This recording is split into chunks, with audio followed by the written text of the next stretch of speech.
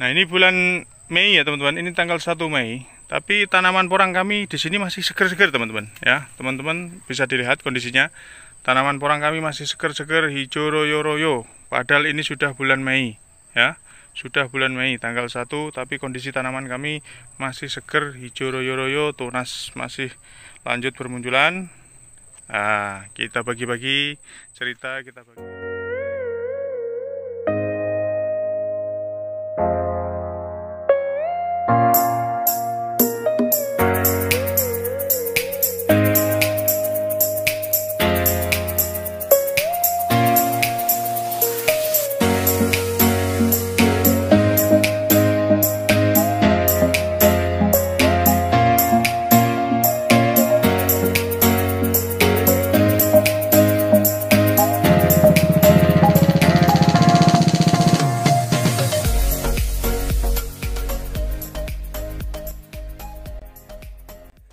Assalamualaikum warahmatullahi wabarakatuh. Jumpa lagi di channel kami Keluarga Xmood. Ya, semoga teman-teman senantiasa diberikan kesehatan, sehat selalu ya teman-teman. Senantiasa diberikan penuh keberkahan dan semoga senantiasa dimudahkan dalam segala urusannya. Amin. Hari ini tanggal 1 Mei teman-teman ya. Ini 1 Mei kami coba berkunjung ke kebun yang kami tanam porang di bawah naungan durian. Ini di sore hari, suasana yang adem sejuk, sambil ngabuburit kita sambil berburu katak porang. Ya, ini persiapan untuk oh, alhamdulillah ya teman-teman. Nah, ini pastikan ya teman-teman, kalau panen katak porang itu nunggu setelah benar-benar lepas sendiri, atau kalau disenggol gitu dikit dia sudah lepas, berarti artinya dia sudah dorman sempurna. Itu Kak, masih Kak? Ini asli dorman ini, bukan jabutan. Asli dorman ya. Jadi kalau beli, teman-teman yang beli katak porang dimanapun ya, pokoknya di teman-teman dimanapun yang menyediakan bibit, pastikan memilih bibit yang dari porang atau katak porang yang dorman. Mintalah pokoknya, request ke teman-teman penjual bibit supaya diberikan yang asli dorman. Karena apa? Bibit yang asli dorman itu dia akan aman dan nanti dia akan tumbuh ketika kita tanam di musim tanam tiba. Ya, seperti video-video kami sebelumnya maupun di video-video teman yang lain. Jadi ciri-ciri katak porang yang asli atau dorman asli itu seperti apa? Bisa dilihat, salah satu cirinya atau tandanya itu seperti ini ya teman-teman. Jadi di bekas kayak lepasannya itu dia kayak berurat gitu, kayak berotot gini. Dia nggak kayak gropes. Kalau gropes luka itu biasanya dipaksa, tapi kalau dia kelihatan mulus terus kemudian kayak berurat-urat, ini dia menunjukkan kalau memang dorman asli, dorman sempurna, mati sempurna, berurat. Nah, ini juga terdapat. Nah, ini juga. Nah, ini kan jadi kayak gini teman-teman. Jadi dia sempurna. Kalau ada yang agak warna kuning gini, memang dia sudah lepas, disenggol dikit gitu. Tapi nggak apa-apa karena dia juga sudah dorman. Oh, ini Kak, kelewatan Kak. Wah, ini pada jatuh. Sore hari kita ngabuburit sambil berburu katak porang untuk persiapan bagi-bagi THR. Bagi-bagi THR. THR-nya pakai katak porang ya. Nah, ini calon-calon petani milenial ini, anak-anak muda ini. Luar biasa mereka semangatnya. Jadi di sela-sela liburan sekolah, Kak, di bawahmu Kak ada Kak. Nah, di sela-sela liburan sekolah mereka tetap menyempatkan diri untuk semangat dalam belajar ya, belajar menimba ilmu, belajar dalam mempersiapkan diri untuk menjadi calon pejantan tangguh. Karena kalian nanti akan menjadi pemimpin ya, pemimpin bagi keluarga kalian masing-masing. Jadi teman-teman yang mempunyai anak-anak cowok gitu ya, pastikan mereka juga semangat mengikuti jejak perjuangan pendahulunya. Perjuangan bapak-bapaknya, mbah-mbahnya istilahnya. Alhamdulillah kita berburu sore hari, banyak sekali ini kita dapat. Alhamdulillah ya teman-teman.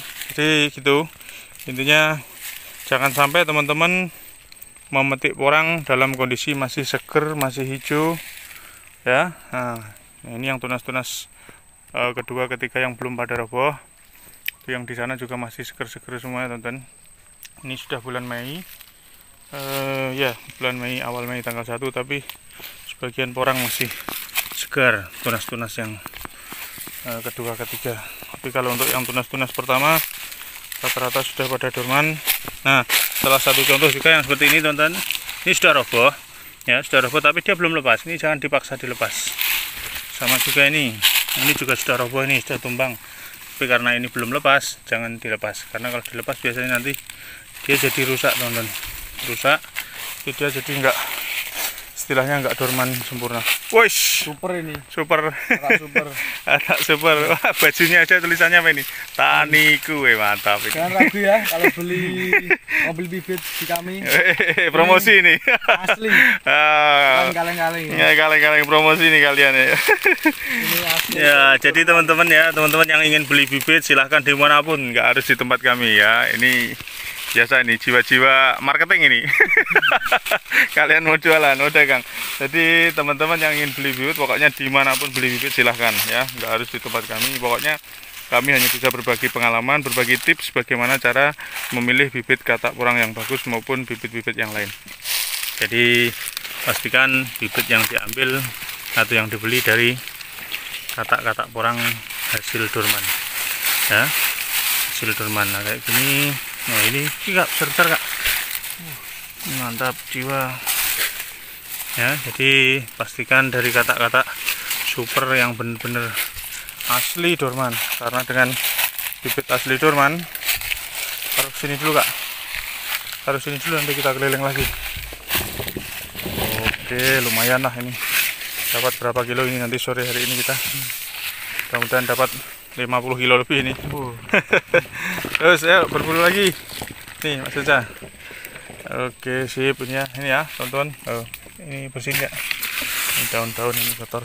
Jadi dari bibit-bibit katak super yang kita pilih kayak gini dari jatuhan sendiri, ini masih banyak ini ke sana teman-teman.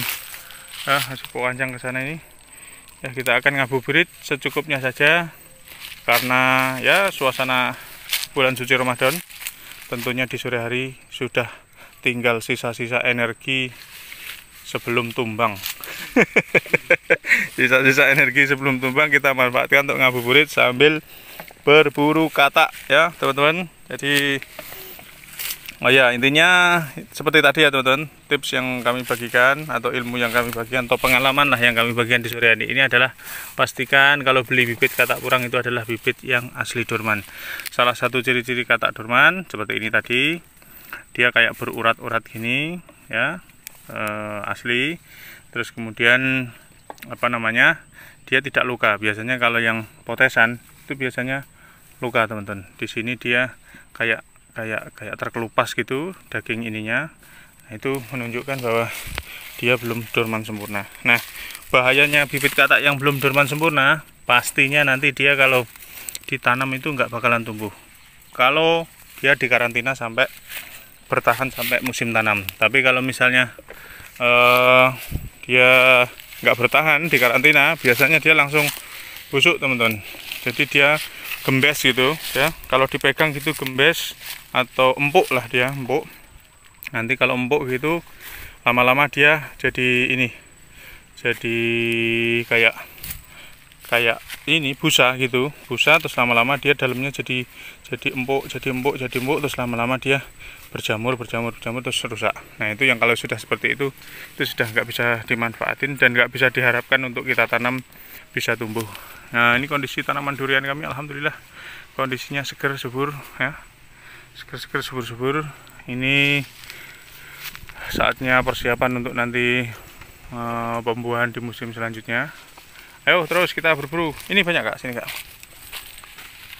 Ya, ini seperti ini sudah lepas. Ini karena baru lepas, karena pohonnya belum kering banget gitu, dia tetap ada bekas potesan dikit gini, tapi itu nggak masalah yang kayak gitu.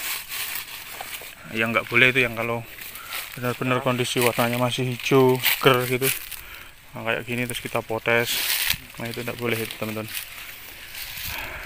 Terus apalagi nih yang mau kita bagi pengalaman. Nah, pengalaman yang mau kita bagi lagi selain bagaimana mengidentifikasi katak porang yang benar-benar dorman asli, yang benar-benar tua sempurna, di sore hari ini adalah tentang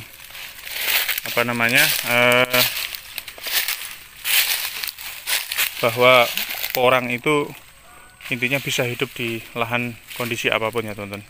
Jadi di lahan tanah hitam, di tanah merah seperti lokasi kami di sini ini, kemudian di lahan-lahan miring, di lahan-lahan datar gitu, nggak ada masalah. Yang penting kuncinya adalah perawatan, persiapan lahan yang bagus, kemudian perawatan yang maksimal, kemudian pemupukan yang oke, penataan bedengan lahannya yang oke. Nah itu insya Allah akan bisa maksimal hasil katak porang maupun umbi porangnya nanti teman-teman ya. Di hasilnya akan bisa maksimal. Terus kemudian hal lain yang perlu kami bagikan juga, di sini kebetulan kami tanam lokasi di bawah naungan durian ini dengan menggunakan mulsa, karena tujuan kami waktu itu adalah untuk memudahkan proses perawatannya supaya meminimalisir biaya, tidak terlalu berat di proses perawatan ketika banyak tumbuh gulma ya teman-teman. Ya di sini terbukti bahwasanya menggunakan mulsa termasuk salah satu strategi atau cara yang memang ya cukup lumayan bagus lah ya. Artinya ada sisi positifnya dan ada sisi kurang positifnya juga lah, istilahnya ada plus minusnya juga. Posisi positifnya tentunya gulma ya, gulma ini tidak begitu banyak. Terus kemudian kita tidak perlu repot-repot mengeluarkan biaya untuk penyiangan. Akhirnya kita bisa menghemat biaya lah istilahnya ya teman-teman. Menghemat biaya, tidak perlu keluar biaya terlalu besar, sehingga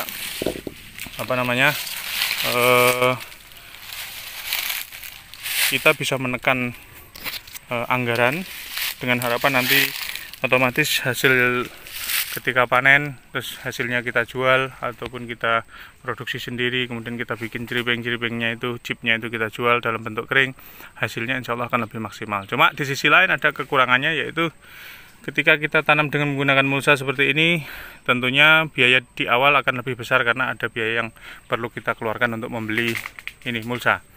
Kemudian yang kedua kekurangannya yaitu ketika kita mau memupuk dalam bentuk padat, misalnya kohe padat, kohe apa gitu, agak susah karena lubang yang di sini otomatis tidak bisa kita isi banyak-banyak, kecuali lubangnya kita bikin lebar, misalnya 20 cm atau 15 cm gitu. Cuma resikonya kalau kita bikin terlalu lebar di areal yang tidak tertutup mulsa, yang lubangnya lebar tadi, dia akan muncul gulma di situ, sehingga akhirnya akan membuat kita harus menyiangi lagi. Tujuan kita pasang mulsa untuk supaya menghindari proses penyiangan, akhirnya menyiangin lagi. Nah, problemnya seperti itu. Kemudian problem yang lain, ketika kita menggunakan mulsa, kita tidak bisa melakukan proses pendangiran teman-teman, atau penyiangan, atau istilahnya ya dangir. Kita dangir ya. Dangir itu tujuannya menaikkan tanah dari pinggir, dari paritnya ini ke bedengannya lagi, dengan harapan supaya porangnya itu tersangga lagi oleh tanah kiri kanannya, supaya tanaman porangnya itu tidak mudah roboh. Nah, akhirnya kalau nggak kita lakukan cara itu kan seperti ini contohnya, ini porang-porang tanaman porang kita mudah roboh. Ya kalau nggak mau roboh ya kita kasih penyangga seperti teman kita itu yang sudah pada tanam dengan menggunakan mulsa. Biasa dikasih tali penyangga, ditarik ke sana ke sini supaya pohonnya nggak gampang roboh. Jadi seperti itu. Nah, di sebelah sana alhamdulillah. Jadi ini bulan apa ini? Mei ya teman-teman. Bulan Mei ini, tapi di sini porang-porang kami ini masih hijau royo-royo, ini yang kami tanam di lahan tanah merah berdampingan dengan pohon durian. Teman-teman bisa lihat kondisinya hijau royo-royo. Ada yang tunas 1-2 yang sudah roboh, tapi mayoritas masih seger-seger ini kayak gini. Di saat di tempat yang lain atau di lokasi yang lain itu sudah dorman hampir 80%, ada bisa dibilang 90 atau 100% sudah dorman. Tapi di lahan kami yang sini ini belum dorman ya teman-teman. Nah, ini penyebabnya bisa karena di sini MDPL-nya lebih tinggi, karena di sini memang MDPL-nya lebih tinggi untuk lahan kami yang di sini, sehingga kelembabannya itu lebih terjaga, seger gitu ya, hawanya adem gitu. Jadi dia nggak gampang roboh, nggak gampang dorman lah istilahnya. Ketersediaan airnya juga cukup. Kemudian karena di dataran tinggi seperti tempat kami ini, akhirnya tanamannya ini ya lebih lama, usianya lebih panjang dikit dibanding yang dataran rendah yang panas sekali, yang terik, yang kemudian kondisi sekarang nggak ada hujan gini sudah ini apa namanya, sudah kering lah tanahnya. Kalau di sini masih lumayan Bu teman-teman, tanahnya masih lumayan seger lah saya. Oke teman-teman, sementara bagi-bagi cerita dari kami keluarga Exmood, bagi-bagi pengalaman dari kami keluarga Exmood tentang tema sore hari ini adalah menganalisa bibit katak orang yang bagus ya, kemudian apa namanya, kondisi proses tanam yang menggunakan mulsa, keuntungan dan kelebihannya, dan proses penanaman di dataran tinggi dengan dataran rendah yang terjadi adanya sedikit perbedaan. Oke ya, terima kasih ya untuk semuanya, terima kasih untuk teman-teman semuanya, terima kasih sudah bersedia bergabung bersama kami. Semoga apa yang kami bagikan, cerita-cerita yang kami bagikan ke teman-teman semua senantiasa bisa memberikan manfaat dan bisa menjadi pembelajaran untuk kita semuanya. Amin. Oke, sip, terima kasih. Salam sukses dan sehat selalu dari kami, keluarga Exmood. Wassalamualaikum warahmatullahi wabarakatuh.